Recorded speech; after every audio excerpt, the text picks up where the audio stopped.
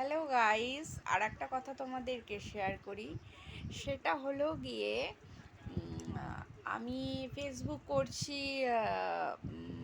YouTube করছি। হ্যাঁ, তো এখন যেটা হয়েছে, এর আগেও হয়তো বলেছি, তাও বলি। আহ, আগে যারা মানে আহ, না, যারা ভাবতো আর কি, জানতো যে হ্যাঁ, ও একটা বড় লোকের মেয়ে।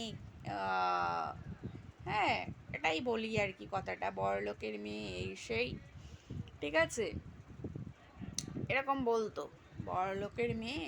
হ্যাঁ, ওর বাবা মা অন্যরকম, তো তাই ও হয়েছে অন্যরকম।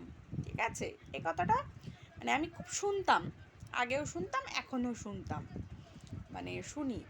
কিন্তু তারা এখন আমার ভিডিও দেখে, দেখে আমাকে মানে আমার সাথে দেখা করবে।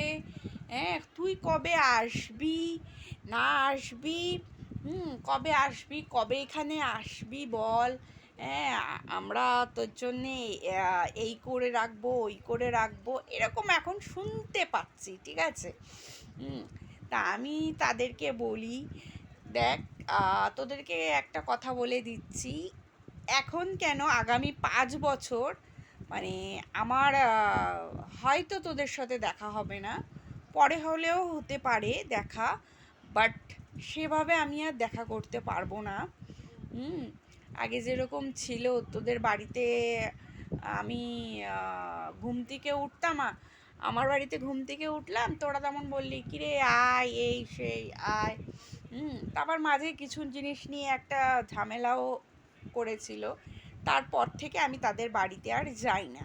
বুঝতে পারছো ঝামেলাটা কি নিয়ে হয়েছিল, না নিয়ে হয়েছিল, আমি সেটাও তোমাদেরকে শেয়ার করব। হ্যাঁ, তো আমাকে মানে অ্যাকচুয়ালি কি বলো তো, আমি পড়াশোনা করেছি, ঠিক আছে, কলেজ ফলেজ পাশ করেছি।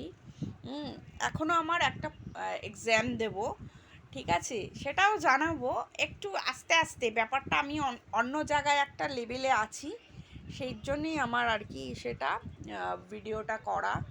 হ্যাঁ, তো আমার পরীক্ষাটাও সেইখানের জন্যেই দিতে হবে। ঠিক আছে, আমি একটা কাজের থ্রুতে বলছি। ঠিক আছে, এবার তারা মানে আমাকে বলছে কবে আসবি, তুই কবে আসবি বল। মানে আমার সাথে হয়তো তারা হয়তো আমার সঙ্গে সেলফি তুলতে চাইছে, কেউ ভিডিও করতে চাইছে, কেউ বলছে ভিডিও বানাবো, মানে ওই উপর